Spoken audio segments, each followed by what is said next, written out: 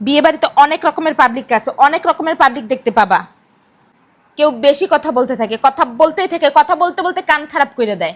কিছু কিছু পাবলিকের তো মাথা খারাপ থাকে, ওরা সবার হাত ধরে টানাটানি করতে থাকে, নাচতে হইবে। আমি নাচতে চাই না, তারপর নাচতে হইবে, হাত ধরে টানতে থাকে। হাত ধরে টানার কি আছে? নাচবো না? তোরা নাচ। নাচবো না? তোরা নাচ।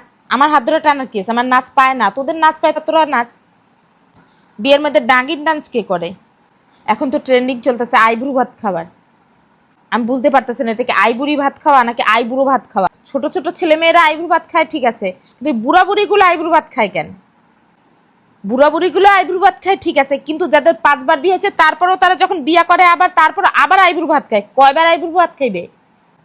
আইয়া অবাক, কতবার কতবার আইব্রু ভাত খাইবে? যতবার বিয়ে করবে ততবার আইব্রু ভাত খাইতে হইবে। বেচারাগুলা যাদের বিয়ে হয় নাই, 50 বছর হয়ে গেছে, তারা তো তাকায় আছে, এরা এতবার আইব্রু ভাত খাইতেছে, আমরা তো এখনো পর্যন্ত আইব্রু ভাত খাই নাই। এখন তো অনেক ধরনের রিচুয়াল হয়েছে, মেহেন্দি, গায়ে হলুদ।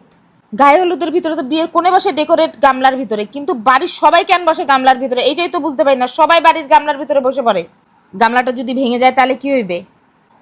বিয়ে বাড়িতে তো কেউ যায় চুকলি করতে, সারাদিন শুধু গসিপ করতে থাকে, এর নামে ওর নামে নিন্দা করতে থাকে। আর কিছু লোক তো শুধু রাগ করেই বসে থাকে, তাদের রাগ ভাঙাইতে ভাঙাইতে বাড়ির অর্ধেক লোকের সময় চলে যায়, তারা বিয়েতে তো এনজয় করতে পারে না, শুধু রাগ ভাঙাইতে থাকে বাড়ির লোকের।